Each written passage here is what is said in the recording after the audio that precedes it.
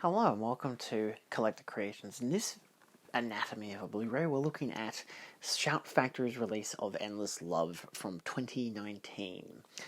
This is a recent release that I have picked up. Pretty standard release, got some artwork on the inside, alternate disc artwork, region A locked, with a 2K scan, and a collection of special features. We'll talk about the video, we'll talk about the audio, talk about the special features in greater detail, and my overall thoughts. Timestamps down below. What do I think of the picture? So it's a 2K restoration, and it looks really nice, really healthy. The lighting, the colors, the images, it looks great. Except for the times where it doesn't. Now, the image itself never really falters, it's just constantly speckled, so you've always got like a beautiful shot of something, maybe even just a nice image of Brooke Shields. She's a naturally photogenic person, and there's always a white speck here and there. There's no hairs or scratches or anything, it's just like a cascade of white specks just every once in a while. It's almost unavoidable. It got to the point where I forgot that they were appearing on screen because I just got so used to them being there. And it's just how it is. As it is for the rest of it, though, it's still a really nice transfer. Like, I didn't have any other issues with it whatsoever, because again, then you get the audio mix, which is, it is just it's a mono mix. It's a DTS HD Master Audio Mono. It's interesting. So I had it playing at first, just through my regular setup before I put headphones on, and I thought that maybe there was just something wrong with my speakers, because every once in a while the audio would peak a little with certain, like, vowels, when someone's talking and they're doing voice acting, whatever, and just a certain vowel, a certain, like, S with a hiss, or something like that, like an A or an O, some letter will just cause it to peak. And it does that occasionally, very much a lot within the first, I'd say maybe 30 minutes of the film, and that was a bit annoying. I was like, alright, whatever, I put on my headphones, and I thought maybe the issue would go away, but then it persisted, which, but as the film went along, it faded away. Like, I didn't notice it as much. It wasn't very obvious by the latter half of the film, mostly because they'd changed locations, changed settings, maybe just the audio was just slightly better in the locations and whatever that they went to, so maybe it wasn't exactly a film print issue, maybe it was actually a on location how they filmed it kind of deal. But yeah, I looked it up, and no one seemed to have made the same kind of critical, like, judgment about this audio track, because again, the rest of the audio track sounds great. The score sounds great, the music, and there's a lot of original songs in it. Well, one at least notable original song, self-titled Endless Love, but as well, you got Blondie in there, you got Kiss as well, so I'm curious to see if John will talk about this film in his book. Well, that's probably more of an on-screen presence, but still. But, there's some pop songs, rock songs, whatever, that go within the soundtrack, and they all sound good. There's a on-set recording, like performance, basically, that, again, is of the song Endless Love, which, finding out later that it was actually recorded after the film was finished, because that's just, that the song hadn't been done yet, so they pretended that they were listening to a song, did the whole scene, and then got the actress back and just dubbed it over, which is, oh my god, it's wonderful watching the special features sometimes. The stuff you learn about behind-the-scenes magic is crazy. But yeah, no, all that stuff sounded good. Like, there was nothing, even like people's dialogue and stuff, outside of those occasional peaks, it sounded clear, and there was no issues with it whatsoever. I didn't really have any other issues with the audio. It was just that there was occasional, like, ADR dubbing that would occasionally happen, at least for one line where I feel like the father of Brooke Shields' character references her age, and it sounds dubbed, like, especially when you got headphones on, you can tell when there's, like, someone saying a line that's slightly different to what the rest of the audio sounds like.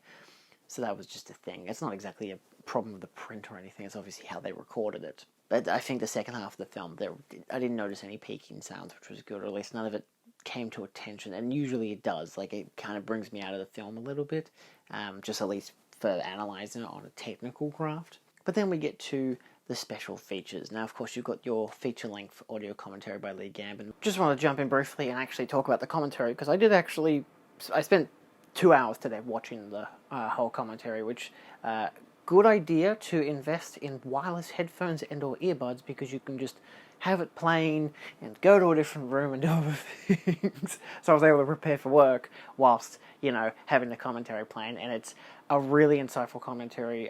Lee is excellent in it with his discussion about the film. He clearly, shows a proficiency in the amount of research he's put into it, and he clearly cares and actually respects the film, which is a really great perspective to go for. He doesn't open it saying, "Man, isn't this film kind of gross?" It's just an immediate, we're here to respect this film and actually pay tribute to it and talk about it professionally and with respect, and I love that about it. So it's a really good commentary, covers the whole film, and stuff to do with early draft stuff, how the film turned out, reception to it, and all this kind of back and forth. So really excellent commentary. The first interview, which is 40 minutes long, is with Martin Hewitt, who actually is basically the main character. It has Brooke Shields as the top billed because she's the more famous person at the time the film was made, and actually is still the most famous person since the film's been made, given that this main actor didn't do much after this film, but it was his first role. Yeah, it's all, the film is from his perspective, it's his character, it's his journey. But the interview itself, which is just standard, like this, looking at a camera, talking to a camera, kind of deal, interview by Shout Factory. It covers how he got into acting before discussing the film and how it was made, its reception, and his thoughts on it now. It's surprisingly informative since, given how long it's been since the film actually came out in 1981.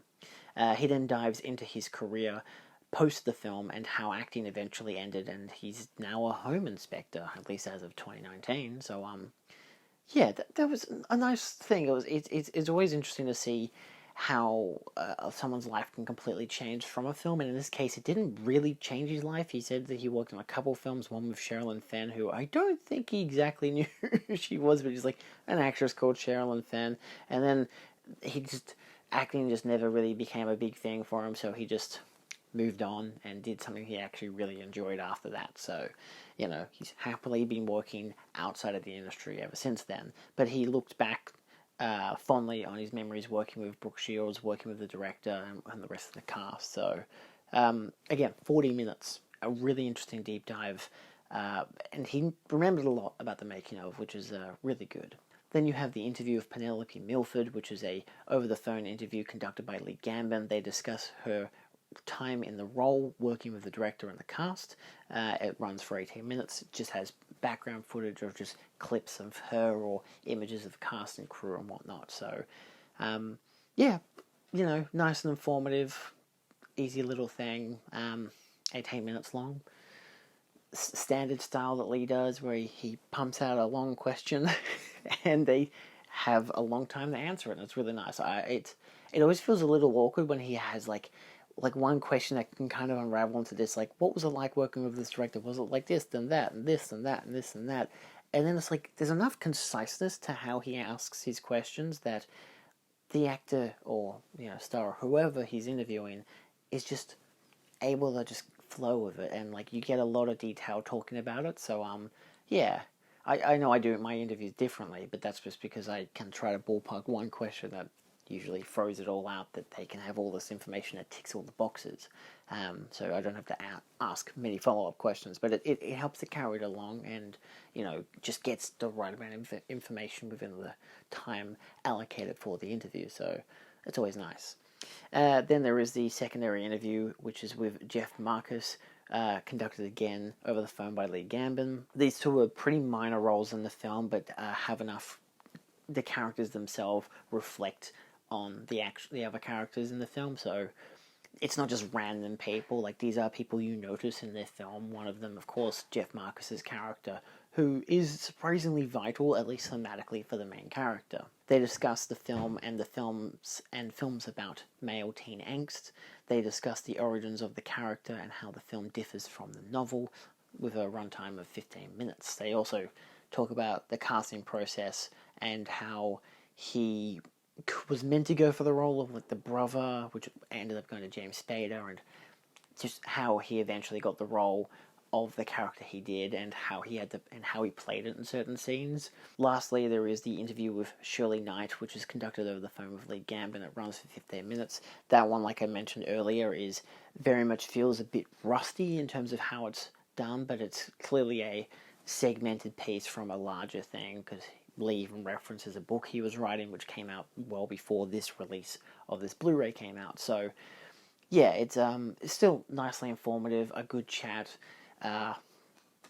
Sounded nice enough, like you could, sometimes you've got to pay attention to actually hear to what they're saying. Sometimes I could use subtitles for some of these, but for the most part they were, nicely conducted with the regular slideshow of images and scenes playing out in front of your eyes, showing certain things. So, yeah, and you always get nice details about the film and about how the actors thought about their characters and certain scenes that were considered taboo or controversial or whatever it might be. So, and it also comes with a photo gallery, which is like 6 minutes worth of photos, and it's not bad. In terms of my thoughts on the film, I gave it 3 stars. I was surprised at how disliked it was. Like, I did like it a lot, but it's also a film that's like, it's imperfect. Like, even the Martin Hewitt actually mentioned in the later half of his interview how it probably shouldn't have had the director it had. It probably shouldn't have him in the role, and maybe shouldn't have had Brooke Shields in the role. Like, almost everyone was hired for what they were there to do. Like, the director interpreted the, source material incorrect. He probably wasn't a great choice for the actual main character, and Brooke Shields might not have been the right choice, given her maybe notoriety, but also like her age and whatever, especially because he was 22 at the time and she was 15. So there comes into play a lot of notions about that, where it's like, it's a bit of a weird film, and especially in the current, even in the original climate when it first came out, that, and even in the current climate of this idea of, older actors working with younger actors, and it's got this, it's not exactly things that people like to look at. So it's interesting, but again, he even dives into the sex scenes that occur in the film, and how they actually had a stunt model so that Brooke Shields wasn't on set the whole time, and even when she was on set, her mother was on set the whole time, so everything that was shot was deliberate to a degree. Yeah, it's got some interesting looks at the behind the scenes for how they did certain scenes, and how it was like the camera operator's daughter was actually the woman who was like the body double, not to mention the fact that she was a more appropriate age and whatever. Do I think the film itself is actually good? I do think it is quite good. Again, if I read the book, which I haven't done, so probably noteworthy, I could imagine that this is vitally different and doesn't understand its source material. I think for what the film is as a romantic tragedy, I still think it is quite interesting. I don't care as much for the first, maybe the opening act, the whole them being teenagers in love, because I'm like, okay, where is this gonna go? I'm interested in it. I don't really care to see these two people have such a on-screen physical relationship, but I'm also like, it is what it is, I can understand it for what it is, for what it's telling you, especially narrative in terms of character-wise. A scene that people were so disturbed by, which was when the mother accidentally walks in on the two of them having passionate romantic sex in the living room, and everyone's like, oh my god, who just has passionate romantic sex in the living room? People obviously who want to live, duh. Come on, in front of a fireplace, that's very romantic. Anyway, especially for obviously her first time, probably his as well. I guess people just don't think about how actual characters think sometimes. I don't know, but they were disturbed by her character, and I was like, interesting that she's sitting there and watching it, but she's not watching it like, ooh, sexy stuff. She's obviously got more going on to it, and she reveals later how she realized that she just doesn't have that kind of passion in her own life. She's realized that love is something that she has not experienced in such a long time, and she's witnessing it in front of her eyes, and she's like, I need that. Whether she gets it or not, probably not, but it's interesting, again, because it's just how characters react to things.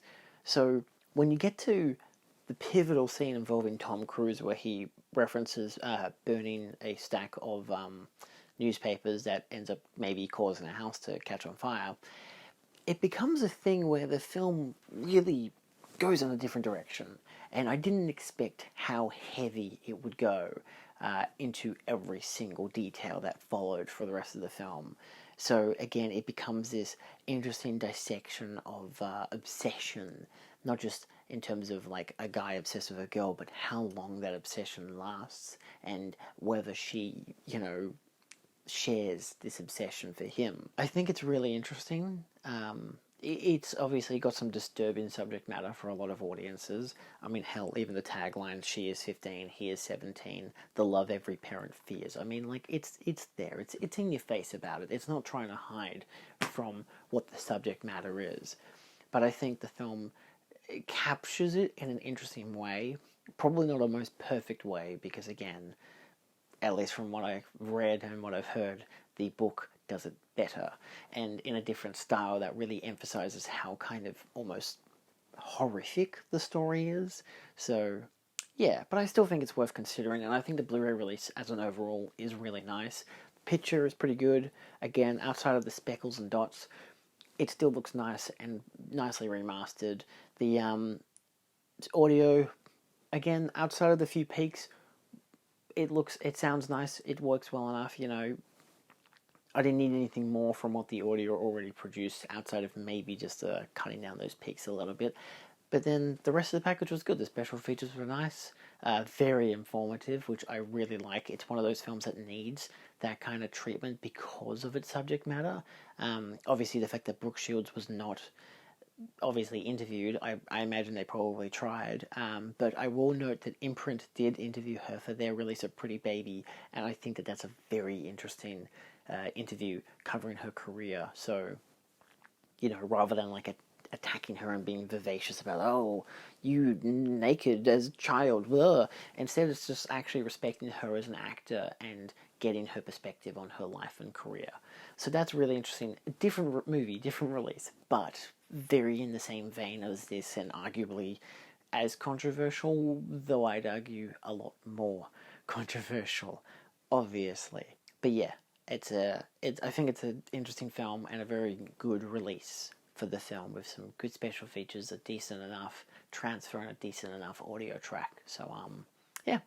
Anyway, that's all. Thanks for watching. Let me know your thoughts down below on Endless Love, and if you've seen it and if you want to get the Blu-ray, I'd recommend it. It's pretty good, especially for the special features. You might not like the film, but at least the special features are insanely informative. So, given the film its due diligence. I don't know why I can never pronounce that word properly. Due diligence. Goodbye.